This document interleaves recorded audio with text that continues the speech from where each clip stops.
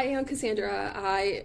Just a quick little introduction about myself. I am a BCBA and I am an autism parent coach. If you're not familiar with what a BCBA is, basically that just means that I work clinically with children with autism. I've been doing it for about 5 years now, and I transitioned into the role of an autism parent coach because I realized that if we don't help the parents, the child isn't going to make the progress that we want them to make. And so it's what I focus primarily on now. And today, the topic of conversation is how to stay calm during your child's meltdown. This is something that I wanted to talk about because I get so many questions about how to reduce my child's behavior. And even though, yes, it is so important to get them to not engage in a tantrum as much, to not engage in SIB, to transition better, to all of those skills that we want to either increase or decrease. But we're forgetting a little bit of something, right? We focus and just super hyper focus on the child that we are forgetting about ourselves. So if you're a parent, you know that during a meltdown, it can be really, really hard to move forward from it because your child is super dysregulated, you're feeling dysregulated. It can be challenging. I just wanted to talk about it really quickly because it's something that's really important. And if you can encounter a meltdown and stay calm and tackle it out of the calmness and out of love and not out of frustration, then you are going to be set up to go through that, and it's going to be super great, right? The way that you feel is going to be great. The way that you manage it is going to be great. Just going to set you up for success. Let's be super real for a second, okay? Meltdowns are really hard, okay? Your child has autism and they may engage in meltdowns from time to time. They're hard and they're really loud, they're overwhelming, and it's so easy for you to feel helpless during this time because you don't know what to do. You have no idea what triggered it, and now it's happening and you're not entirely sure what to do.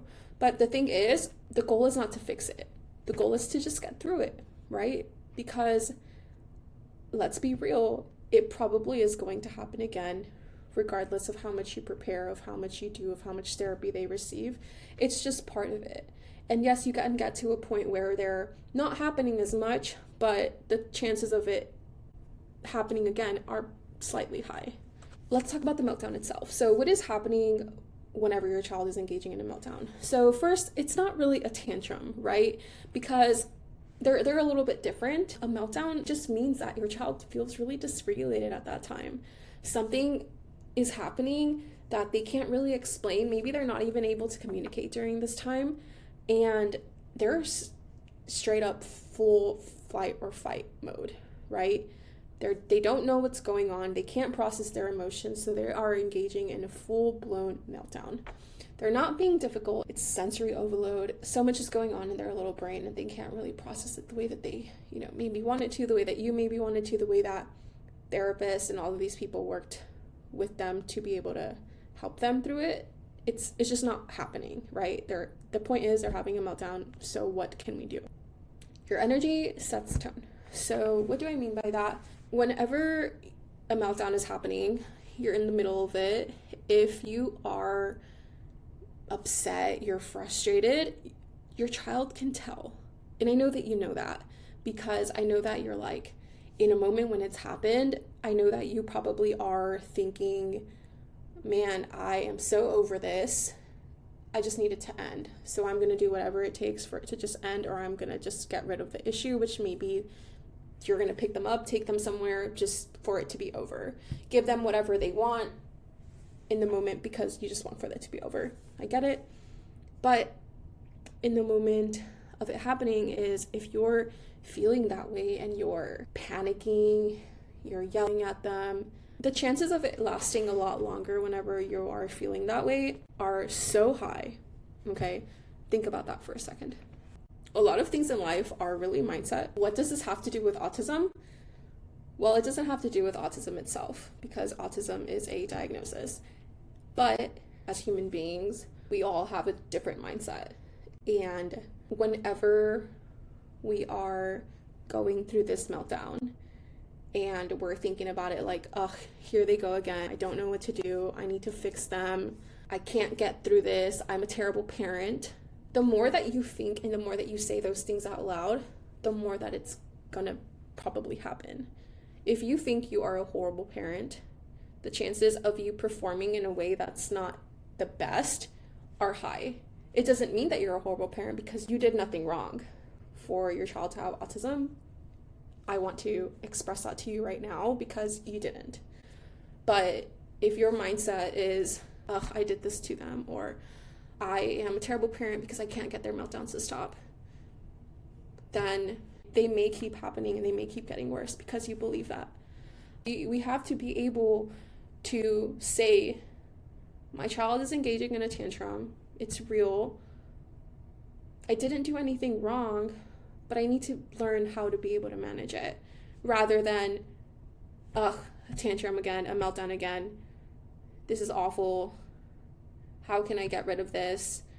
It's different versus whenever you're talking about how they're engaging in a meltdown, it's okay. What can we do to be able to help them? How can I help them? What do I need to do to be able to help myself?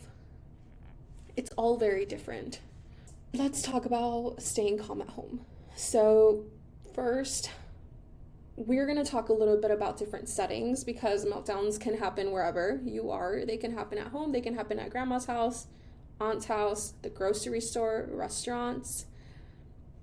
We can't really predict when it's going to happen. So at home is a little bit more of a controlled environment is what I call it, because this is their safe place. They're always there. Versus someone else's house or even a public space. It's different. They don't go there often, maybe. So yeah, let's talk about at home. So first, for you, implementing some sort of self-care routine so that you are able to take care of you, not just whenever a meltdown is happening, but outside of it. Because the more that you take care of yourself, the more that you are able to stay calm in the moment and really practice everything that you do in those moments of self-care. Whenever they are engaging in a meltdown at home, don't immediately go into it in a form of reacting. Respond. What does that mean? Take a minute, acknowledge what's happening to yourself. Take a deep breath. It just takes one breath to calm you down a little bit. Practice awareness. So what are some things that you can see? What are some things you can touch? For me, something that really helps is touching my collarbones whenever I'm feeling any sort of escalation. I don't know why, it just really helps. Also, feeling your palms, right? You are alive, you're a human being. What are some things that you can hear in the moment when they're having a meltdown? You probably are hearing them scream, throw things, all of those things. Pay attention to that, right? But you might also hear your child, maybe if you have other children, maybe if you have any pets, you might also hear them. So this all, I know in the moment, like right now when I'm talking about it, it may seem like it takes a really long time to do, but it really is taking a few seconds before responding to be able to do that. Something else that you can do, again, that I talked about is instead of reacting, respond. So instead of when the meltdown is starting, going immediately in and trying to get them to stop, maybe just observe them for a second. Slow down a little bit. And why does this matter?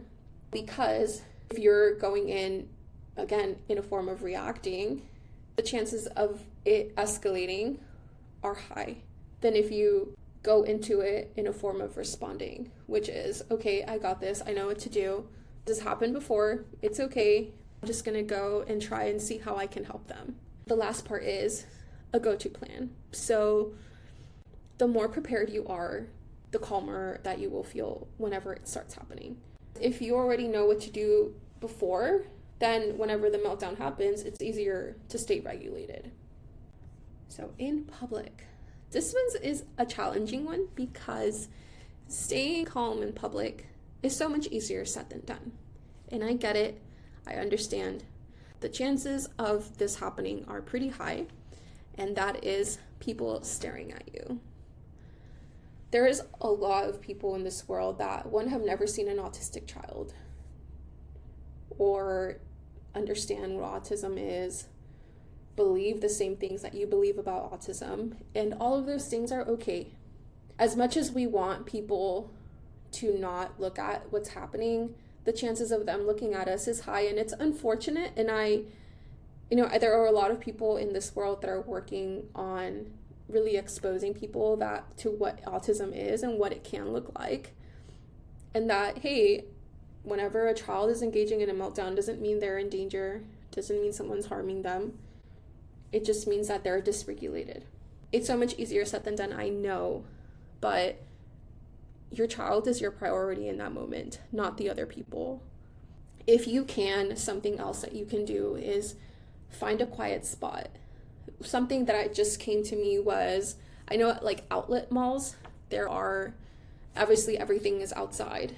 Maybe you can take them into the little bathroom stalls if it's close by. Like if you can pick them up and take them over there, that's something that can help you. Taking them to a place where obviously there's not a lot of noise, there's not a lot going on, and it's just able to be you and them, or you and whoever is wanting to help you in that moment. Don't be afraid to ask for help in that moment. All of this is happening, there are some people that are going to stare at you, but there are others that are willing to help you get through it. Why does that matter? Well, if a person is able to maybe help you transition them somewhere else or pick them up and take them somewhere else because maybe you're not having a good day, you feel dysregulated, you just can't handle it, let someone else, if they're willing to, help you. It's okay to ask for help, especially if you're in a public place. As much as there are a lot of people that don't understand autism, there are also a lot of people that do. It is okay. There is someone out there that is willing to help you. And if there's not, you've got this, and that is what I'm here for. Something else that can help you is to repeat a mantra. So a mantra is just something that reassures you and calms you down. For me, something that I was taught was to say, I am here now when breathing. So I am here now, taking a deep breath, whether that be out loud or in my head. But something for you in that moment is, this will pass. I am here for my child. I am my child's safe place. Those are all different things that you can do whenever a tantrum is happening in public. And the last thing is, have a backup plan. At the end of the day, you don't know how long the meltdown will last, and you may not have all day. You may be in the middle of transitioning. For example, if they're at an airport, you have to catch the flight, you have to get in the car, you have to get somewhere. All of these things are super real. It's okay to have some comfort items to be able to give to them that maybe doesn't calm them down completely, but maybe it helps. You have an exit strategy. So like, hey, I have this much time before I'm willing to do this any longer, right? This is all valid. It's okay if you have to do these things, especially if you're out in public. Let's talk about what not to do. So don't try to reason with them. Don't try to bargain with them. Don't try to negotiate with them. Most of the time when they're having a meltdown, they're not able to understand anything that you're going to tell them. They're not able to communicate. Most of the time, they also won't be able to process what's going on either. They just know that they are not regulated, and this is the only way that they know how to manage how they feel. Don't punish them or don't shame them. Don't tell them, if you don't stop, you're going to be in timeout, or I'm going to take away this.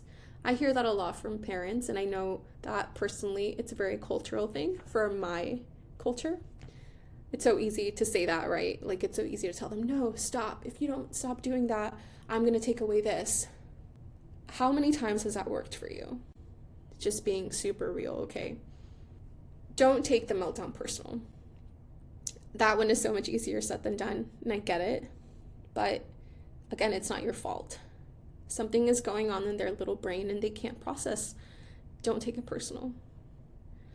And the last one, probably one of my favorites, this is something that I really work with parents on, is don't yell at them. It is so easy for you whenever they are starting to engage in meltdown to just start yelling. Don't do it. okay?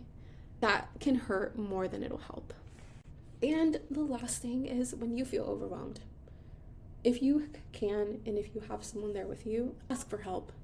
Even if it's just, I need 10 seconds to just take a deep breath. Can you please just watch my child? Ask for help. Give yourself grace. Don't be hard on yourself. I know this one is so much easier said than done, and I know that I've said that so much, but you're a human being. You're gonna feel escalated sometimes. Especially if they're having a meltdown, it's going to happen, right? You're not doing anything wrong. You're a good parent. And then whenever it's over, reset. Both of you all, or everyone that's involved. Make sure that you guys either go for a little walk, do something that they love, that you love, hug them. All of these different things can help you guys when it's over, kind of reset. Because the chances of them being either upset or understanding what just happened is going to be really low. And they're going to keep going and living their life the way that they were before. And you as a human being, you have to just understand that. Because you're going to be like, how is it that you just told me that you loved me after you did all that? And I get it. I've worked with it before. That's why it's so important to just reset. Because that's going to happen. It's just the nature of it. And you have to keep showing up for them. You're their parent at the end of the day. And to recap, I appreciate you guys staying through this whole entire thing because it's a lot to listen to, and I get it. But just as a summary, meltdowns aren't a bad behavior. They're not doing it because they hate you. They're not doing it because you're a bad parent. It's none of that. It simply is happening because they are dysregulated. You don't have to stop it. You don't have to feel like you have to fix it. You just have to be calm whenever it does happen. That is your only responsibility as their parent or caregiver. Have a go-to plan for home and public. Have a quick fix on what you can do if it lasts this much time, whatever your time is. And lastly, give yourself grace. Don't be hard on yourself. I know that's so much easier said than done, but it is not your fault that they have autism. It's not your fault that they're having a meltdown. Don't be hard on yourself whenever it does happen. I love you guys. Thank you for listening to all of this. If you have any questions, I am here for you, okay?